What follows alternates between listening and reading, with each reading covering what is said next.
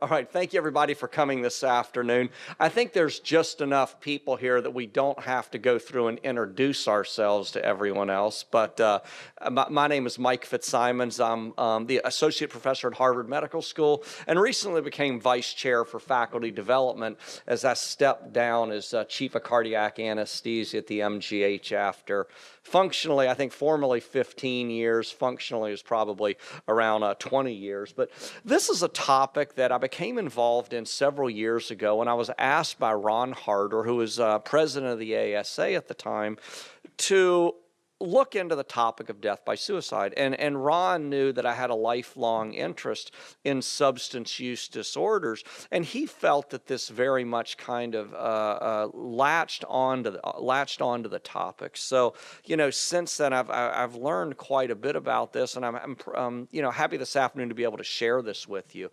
I have no disclosures related to this topic. I have served in a bunch of committees at the ASA that deal with physician health and well-being, and I did establish the ABA database on death by suicide with Amy, Catherine, and John. And I've published on, a variety of topics that relate to, not only physician health, but also pilot health. And, again, topics such as substance use disorders, clinical competency, death by suicide, and disabilities. And my own family has been impacted by all of these. So why don't we go ahead and begin with a summary here. Beginning with the summary. Death by suicide plagues the practice of medicine, and unfortunately, it's incredibly difficult to predict which individual is most at risk. And many institutions have done remarkable things to actually reduce this risk. And finally, never worry alone and never let anyone else worry alone. So here's some commonly quoted national statistics. Death by suicide is the 11th leading cause of death in the United States. And for every death by suicide, there are 25 attempts. Firearms account for more than 50% of these deaths. And men die by suicide close to 4 times more often than women. And 9 of 10 people that die by suicide have also suffered from depression. And 91% of individuals feel that death by suicide is preventable at least sometimes. Veterans have a much higher rate, especially those that suffer from PTSD and depression. The transgender population has a suicidal ideation rate of 45 to 77%. And 28 to 52% have a history of 1 or more attempts. And the LGBTQ population has higher rates of suicidal ideation, planning, and attempts. And non-Hispanic American or Alaskan natives have among the highest rates. But this is not a new problem. Let's look at the history a little bit. In the 1800s, medicine was not glorious. It really lacked the components of a profession. You didn't have wealth, prestige, or collective consciousness. And mental health was more custodial and institutional than any element of science.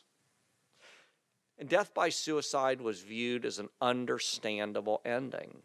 It was recognized that we shared a common humanity with our patients. And the first reference to maybe physicians being at higher risk was in 1858. But as we moved into the modern age, and this is kind of defined as 1900 to around 1970, we actually enjoyed this rise in status and wealth. Technology advanced, and we started to look at the biological basis of disease, including psychiatry. The AMA Committee on Medical Education, the Flexner Report, and the Carnegie Council were responsible for legitimizing the practice of medicine. At one point, there were medical schools on every corner, and you could just call yourself a medical school, and you were one. Well, the Flexner Report changed that. Physicians viewed themselves in the profession as immune to many of the conditions of what we call the common man.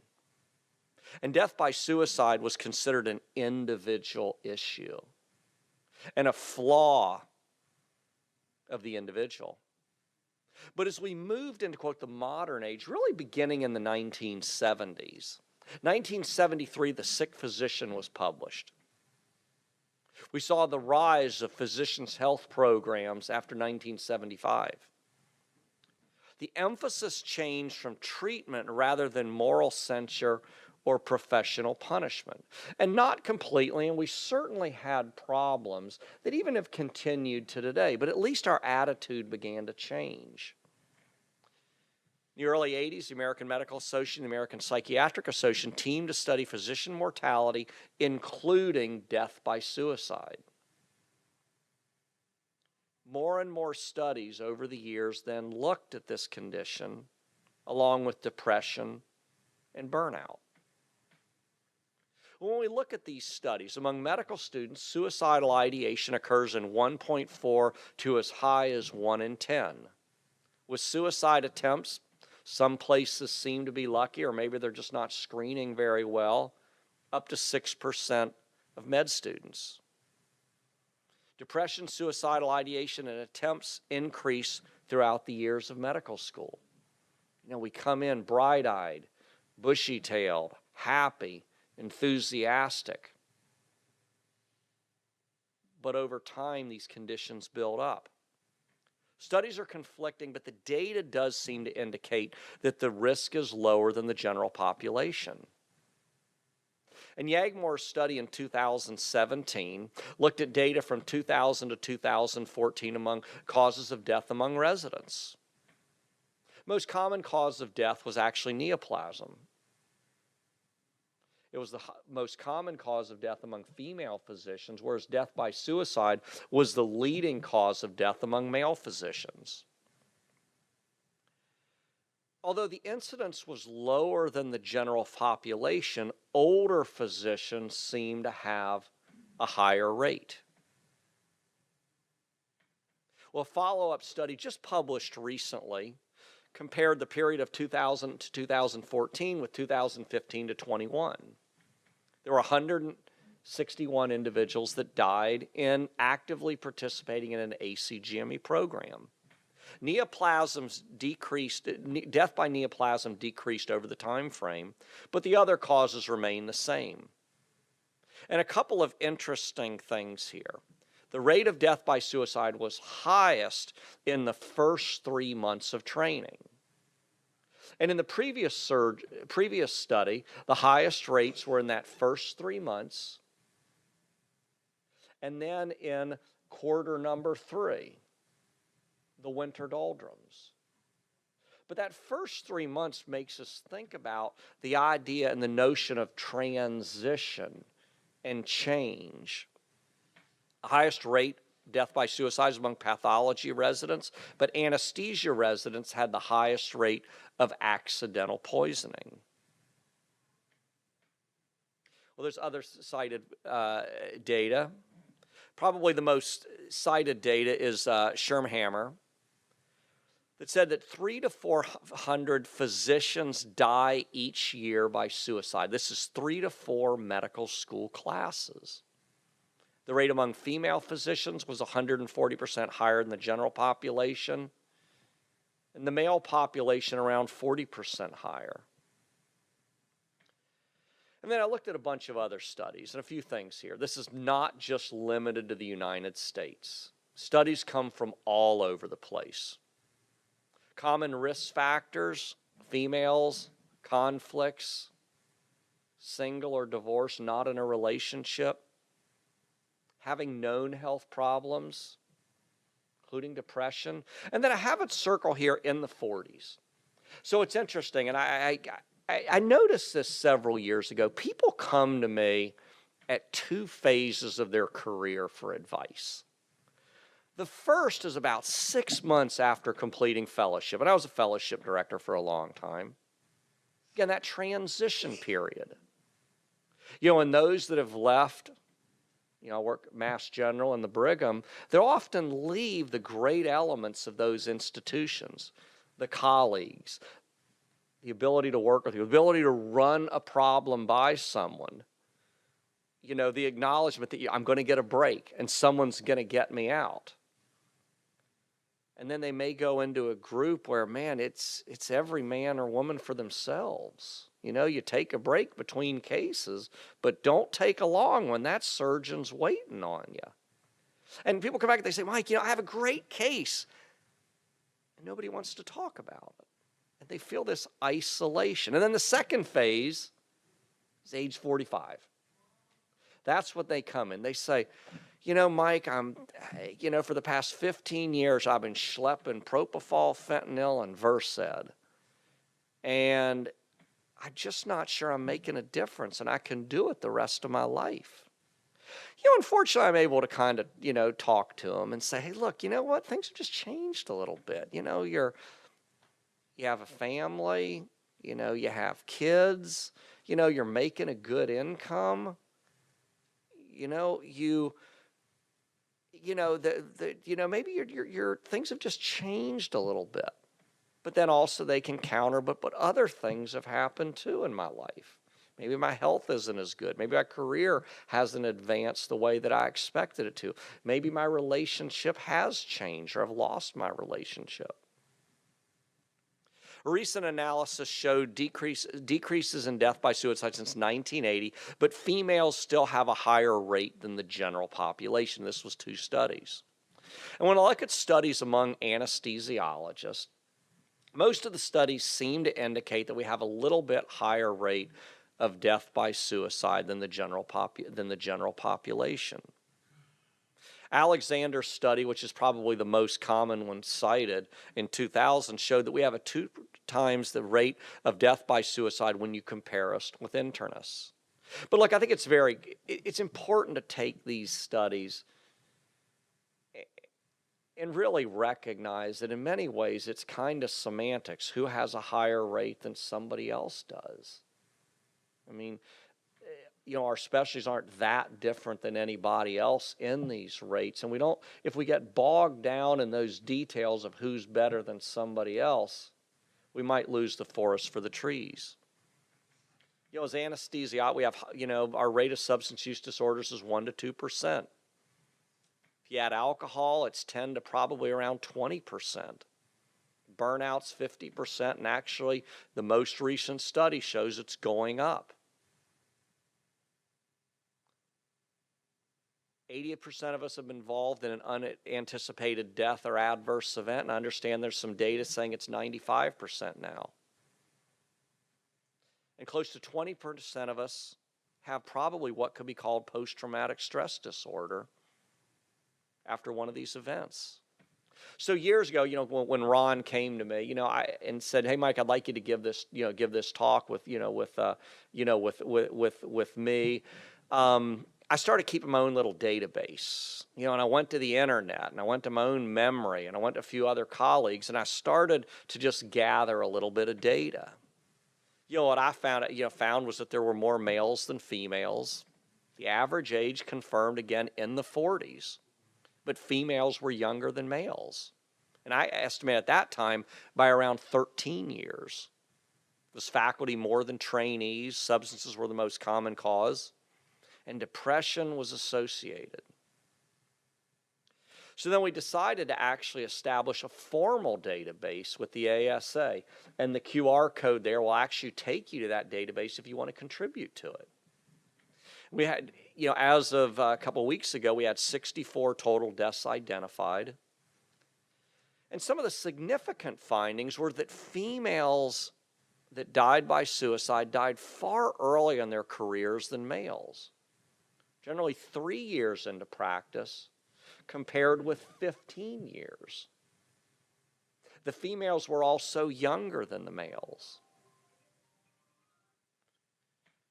Females were more likely to be unmarried, less likely to have children. But they were more likely to have sought help. And marital issues, job problems, job issues were commonly associated with death by suicide. And we'll get back to that a little bit later. So what are some signs of a colleague that might be at risk? Well, this is from out of the Journal of the American Medical Association quite a few years ago. Male or female physicians, generally a status other than married. Depression, alcohol or other drugs, the workaholic, and a risk-taking individual seems to be at higher risk. Those that have depression or anxiety. Then other factors, change in status. You know, I'm going to be 59 next month. I'm going to hit 60 next year. I'm starting to think about retirement. You know, which sounds like a great thing, but I'm starting to get stressed out about it. What happens when my community that I've invested in Mass General for 27 years goes away and I'm out to pasture? You know, threats to status, you know, autonomy, financial changes, recent losses. Additional factors. Some signals are that black physicians may have a higher risk. Debt, especially more than $100,000. And I'm sure every med student, almost every med student out there recognizes that number and much higher numbers. And debt is also associated with substance use disorders and alcohol misuse and litigation. You know, I tell you, litigation's tough. It's not only tough on us as physicians, but I'm telling you, it is extremely tough when your spouse goes through a lawsuit. I think I'm more impacted by that than I think Suzanne is. There's some common warning signs. You know, if there's no reason for living, you know, anxiety, agitation, difficulty sleeping, hopelessness, mood changes, anger. Then obviously threats to kill oneself. You know, and then our own feelings. You know, we can't get anything done, or nothing I do matters. I can't keep up with my peers. But there are some protective factors, and obviously there's no guarantee at all, but these have been identified as protective factors. Access to mental health care and being proactive. Feeling connected to family and community. You know, we see the word community and we think when you get home and you're outside of the hospital, but we need to recognize that our hospital is in many cases our community. It's our friends, it's our family, it's our purpose. Those that have problem solving and coping skills. Limiting access to lethal means. Unfortunately, as anesthesiologists, we carry lethal substances in our hands every single day. And culture and religious beliefs that encourage connecting and help seeking and discourage suicidal behavior and create this sense of purpose and self-esteem. It's certainly something that's incredibly important to me and my family. So what about regulations? What regulatory requirements exist that organizations are required to follow for physicians' health? Well, a joint commission. A joint commission can drive me crazy. But people pay attention to the joint commission. We're expected to design processes to educate about provider health and address prevention of physical, psychiatric, and emotional illnesses, and facilitate confidential diagnosis, treatment, and rehabilitation.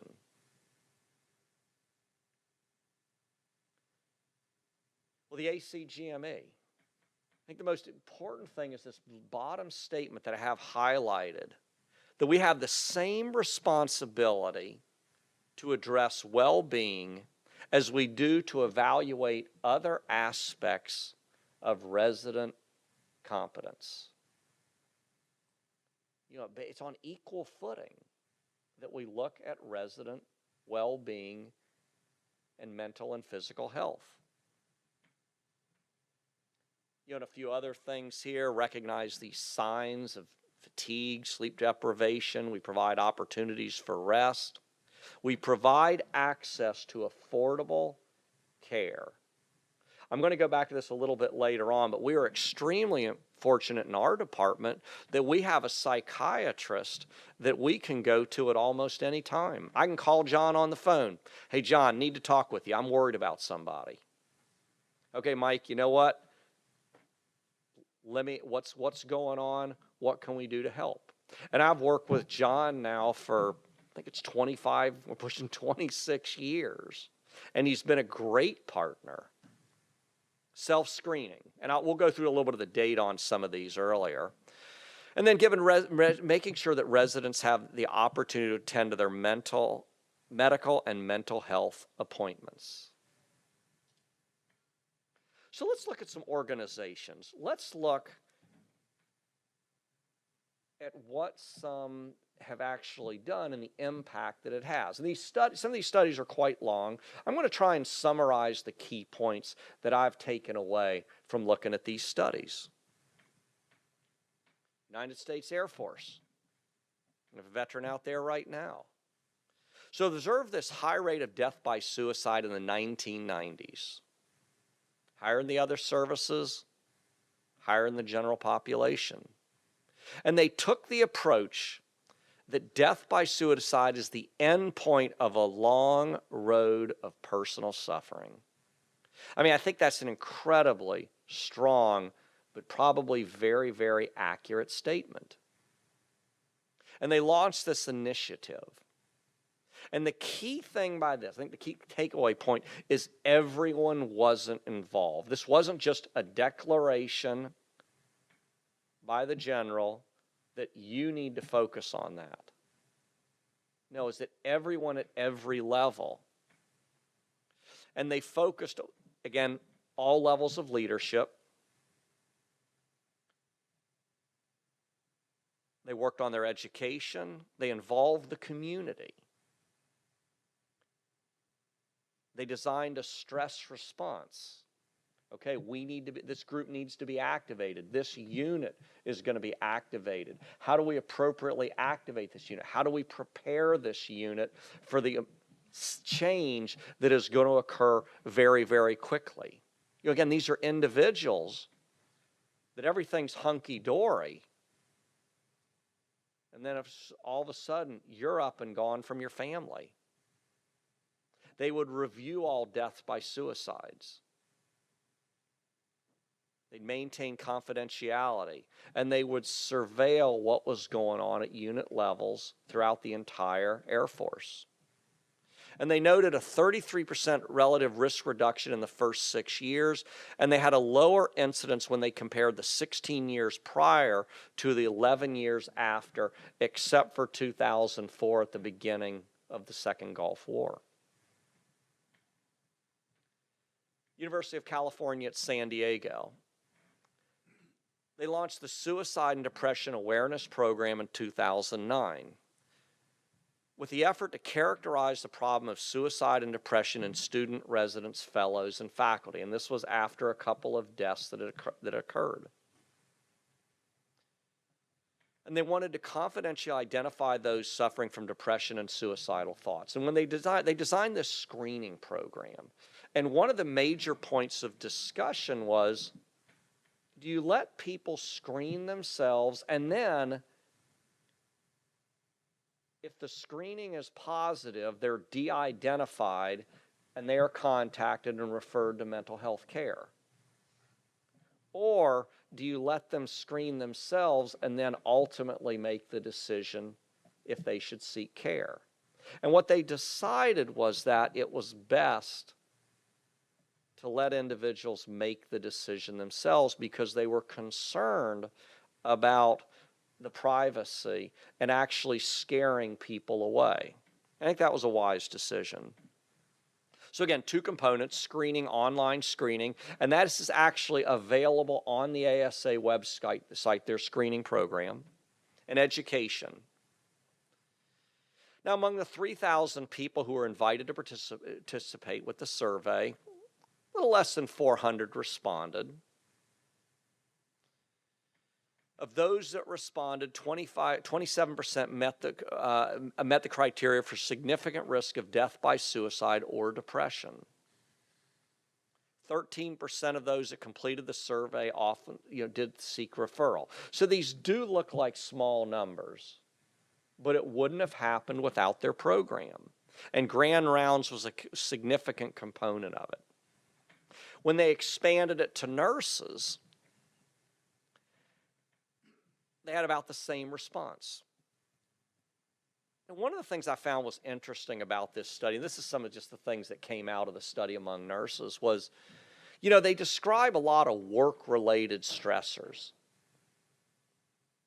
The hours they work, staffing, resources, violence, a lot of things, again, that are within that area of work.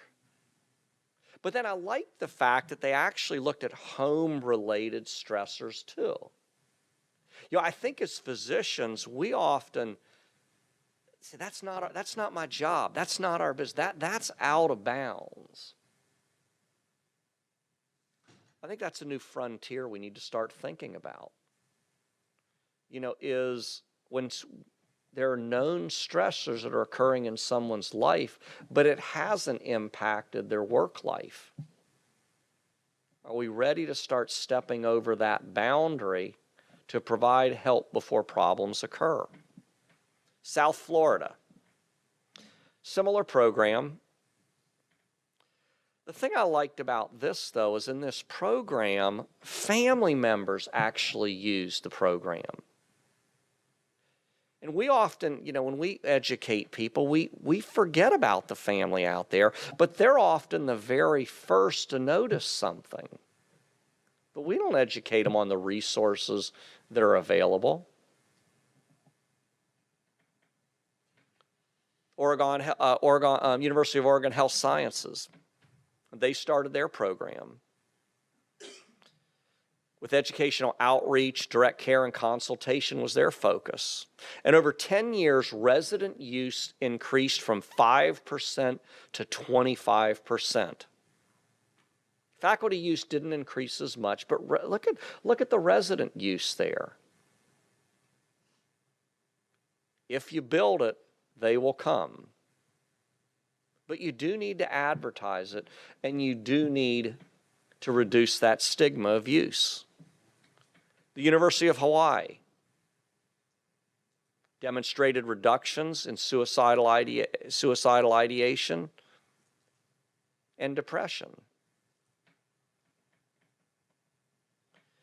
So look, we've developed great resources. We've begun to study the impact, but why are people reluctant to use resources and seek personal care? So this is a study done on medical students, but I don't think it's really that different than physicians. And 7 programs actually participated, and they surveyed their residents. Their response rate wasn't great. It was around 33%. But of those that responded, 50% acknowledged burnout, and about a third acknowledged depression. And only about a third of those that were depressed actually sought care. And they went all over the place. Colleagues, family, sometimes to mental health specialists, but not always. And these are the reasons. It's a sign of inadequacy or weakness.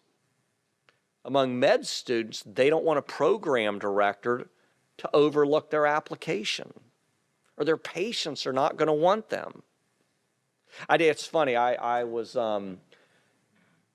diagnosed with atrial fibrillation several years ago. And, what I found is that talking to patients and sharing my health issues, sometimes you just see them brighten up. Oh, you have this. What have you done? Who takes care of you? And it's nice to be able to say, oh, your doctor, Dr. Mansour, is my doctor too. They worry about things ending up in the proverbial academic record. And some have observed supervisors reveal one student's problems to someone else. They're worried about opportunities, just like us. I want to be promoted. I want another leadership role. Med students even notice that others would socialize with them less. You know, and we as practicing physicians, we fear licensure. You know, we have this physician mentality. We often self-medicate ourselves. Up to 50% of physicians will self-medicate. And that's multiple studies. There is some data showing we're doing a little bit better. You know, we're programmed to suck it up. And then sometimes, you know, if I can just survive, if I can just get through, tomorrow's going to be better.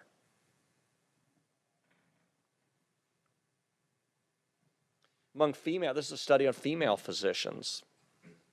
Of these that completed the survey, 18% would write their own prescription or ask a friend to write a prescription or pay cash for a prescription or even go to another city because they didn't want someone to find out about the problems that they had. And they often cited time, and we all know we're busy people. Fears about licensing, colleagues finding out, embarrassment or shame. So why don't we seek then care for our colleagues that we're worried about?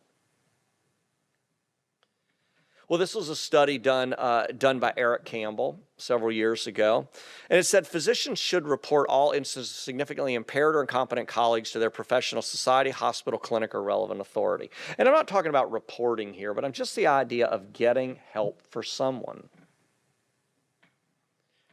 Well, someone else is taking care of the problem, or I don't know how to get someone help. Or we worry about retribution, or I just don't know what to do. Or I believe it can happen to me, but I can handle things. Well, I gave a talk yesterday, and the talk was primarily on intervention. When you're concerned about a colleague, what do you do? You know, we designed a system, and I'm not going to go through it in detail, but we have a very low threshold at our institution for actually intervening when we're concerned about a colleague. And sitting down with that colleague, it's scary and it's intimidating.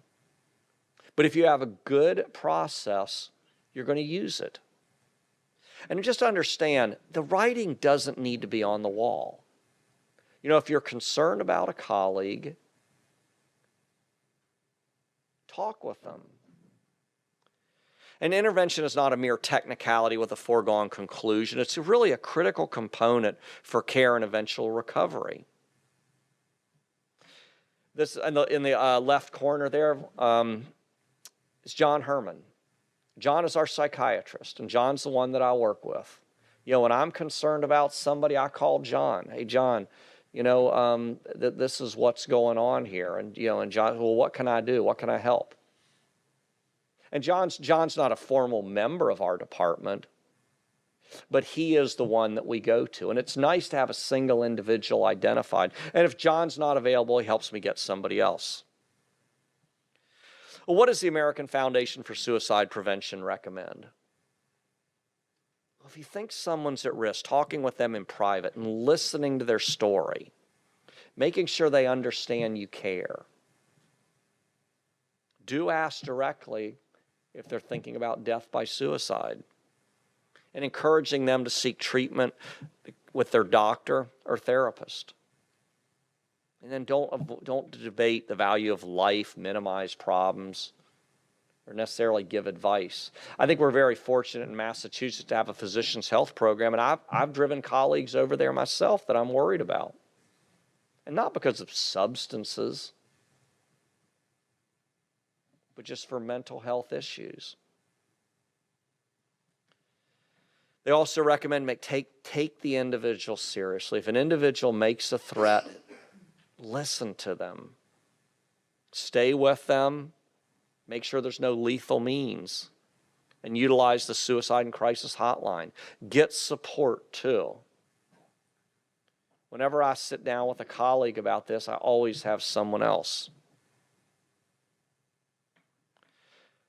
The American Foundation for Suicide Prevention has a lot of good paperwork out there, a lot of great information.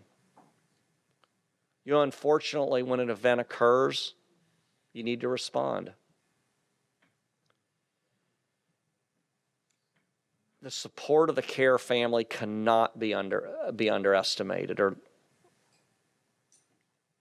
the community needs to grieve and feel supported.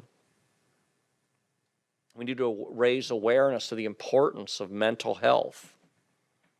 And suicide prevention efforts can be done at a later time. And one of the big focuses is to prevent the contagion. And this does actually occur in medicine, and a few institutions have had these.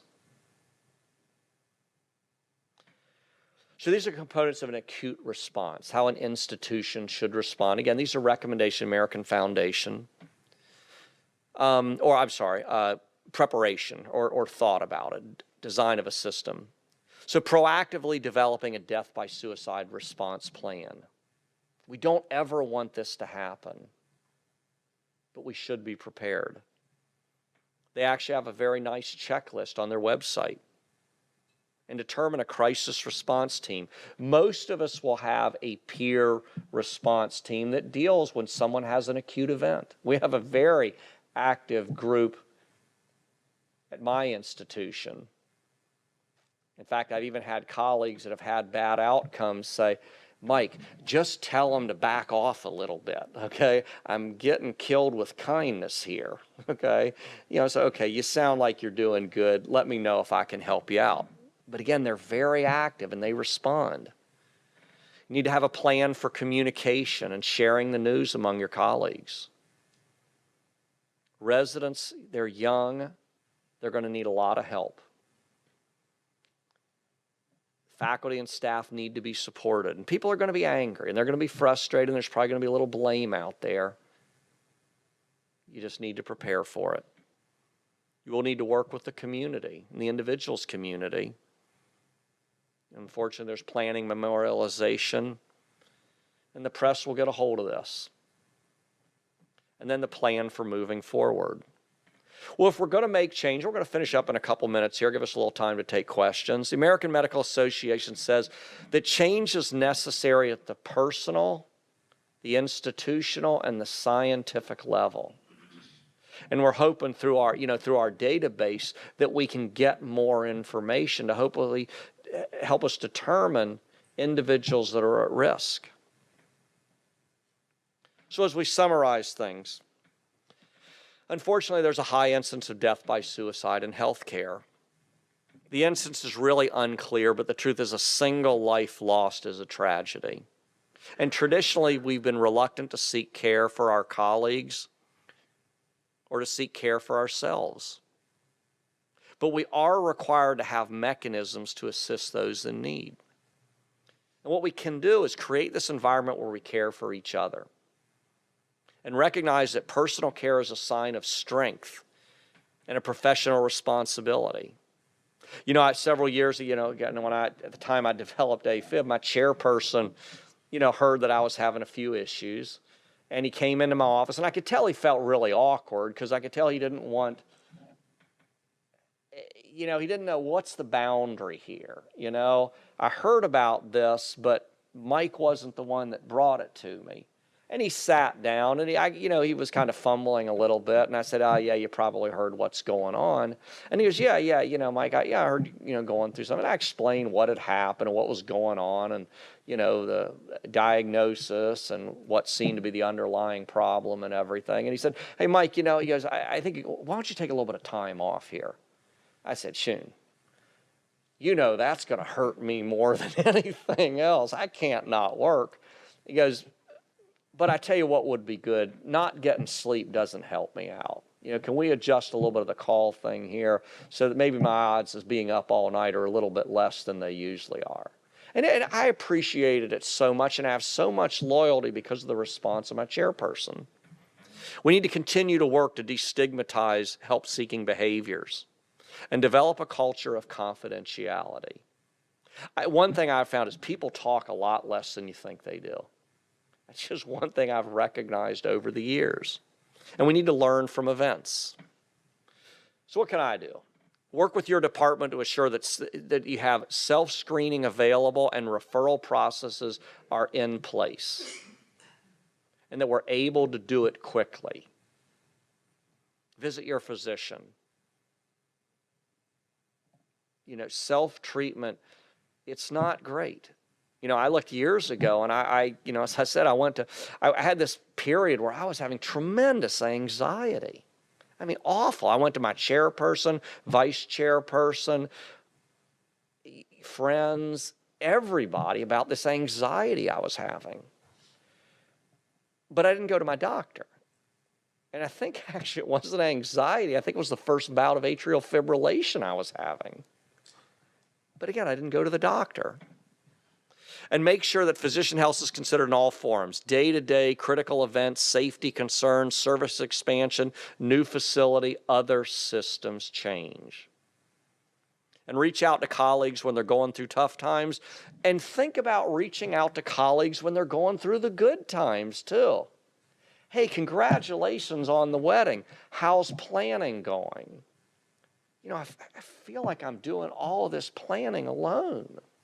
Okay, and you know, things aren't coming to, you know, they're not coming together, or I'm worried about this. Hey, how's the new baby doing? Congratulations. God, we're just not sleeping. Neither one of us, you know, my wife and I, we're starting to snap at each other a little bit. You know, and we've all come home and found our spouse with the new baby sitting there crying. You know, they're not sleeping and everything. So again, there's good times, but even those can be filled with stress. So my personal thoughts on the next frontier. We're making progress, and we've really improved self-assessment education and mental health services. And we can improve our infrastructure that impacts mental health: staffing, leave, hours, support, growth of services.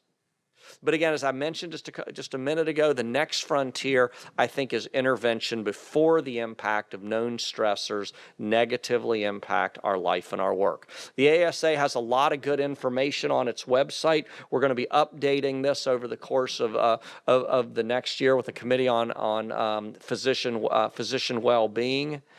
There's screening tools for death by suicide, and you can access these. This is our IRB approved database on death by suicide. Maybe take this information. It's confidential. You know, you can provide a name if you want, but you don't necessarily need to. And we're using this for study purposes. You know, and the final, thing I always say here is, is we are responsible for carrying the precious cargo of our family, our patients, and our colleagues in our arms every single day. And it is important that we're unencumbered by substance use disorders, and that we manage depression, burnout, and other occupational challenges so that we can perform at the highest level. I want to thank everybody for staying this afternoon. I know it's a bit late. If anybody has comments, insight, question, please come to the microphone.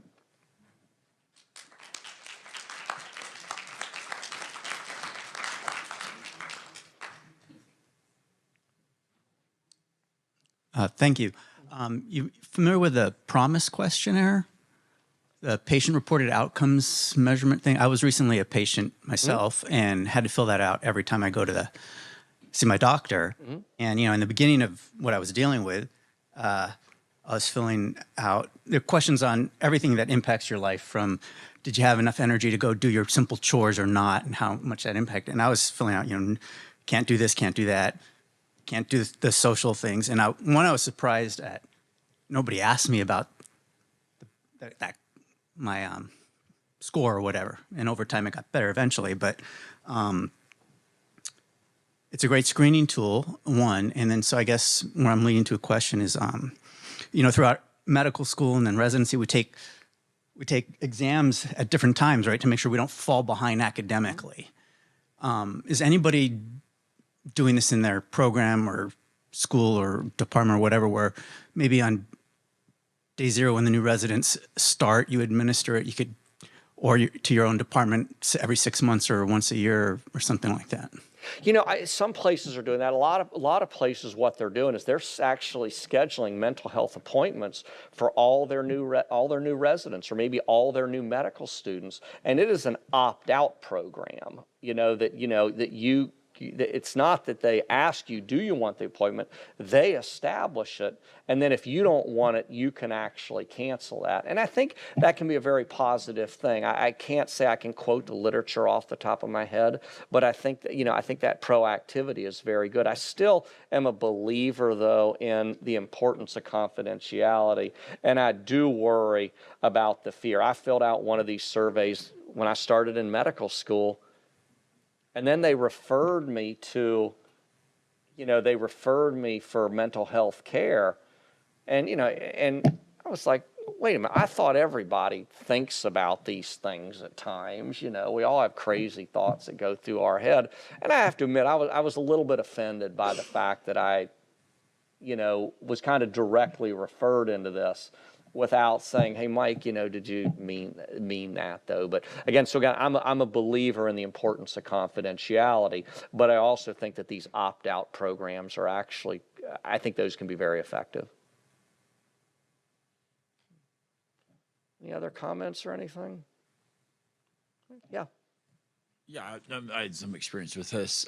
Took a break from practice for a while, but what's the incidence amongst physicians? How does that correlate with, say, over time with the average population, and then with teenagers, that whole teenage mental health crisis? How do those trends look over time? So generally, the incidence of death by suicide among male physicians is pretty much comparable to the general population. The incidence has gone down in studies since 1980. The incidence among female physicians actually remains higher than the general population.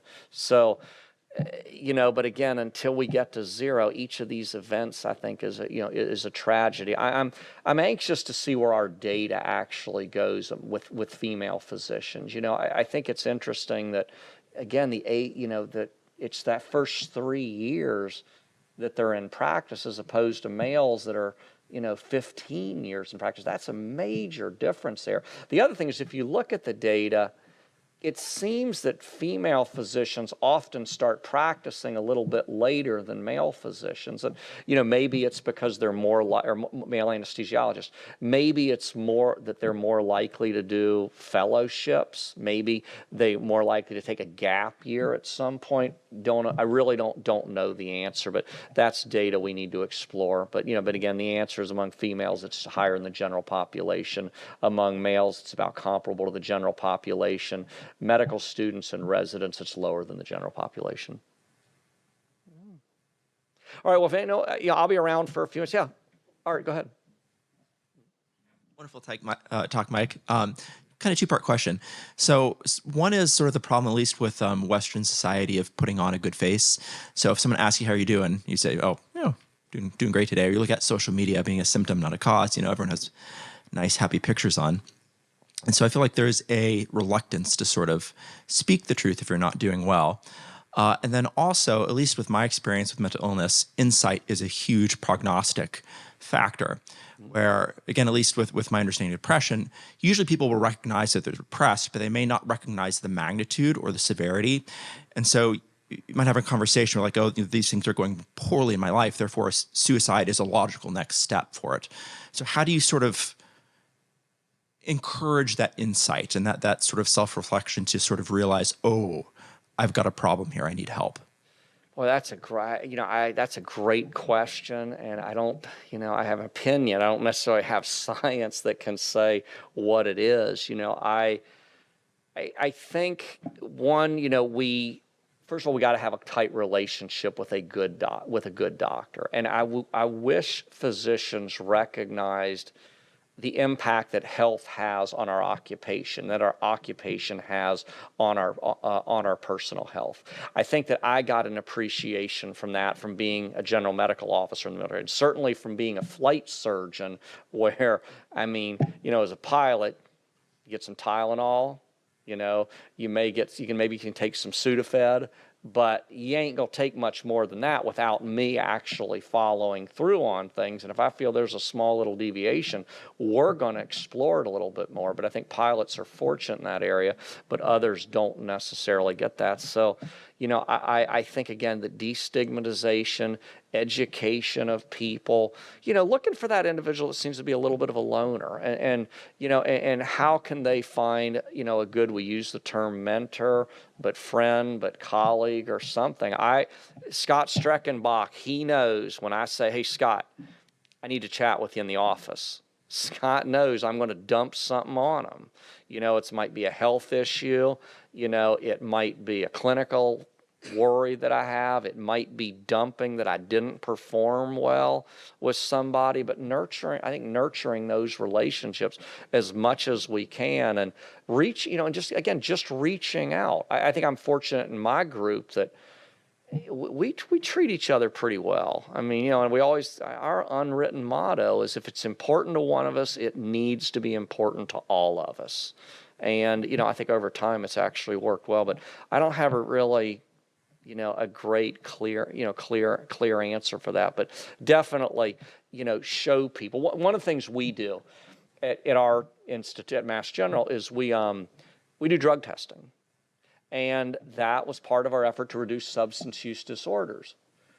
But one of the side benefits of that is that it's a constant reminder that we don't tolerate substance use disorders. And having that built into your system that way is, again, you're constantly hearing the words, hey, substance use disorder, it's not something we tolerate in our department.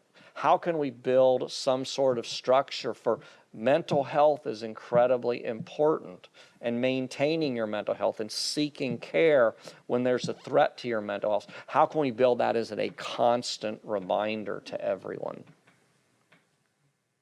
All right, well, thank you very much for coming. I'll be up here for a few minutes if anyone wants to chat or anything.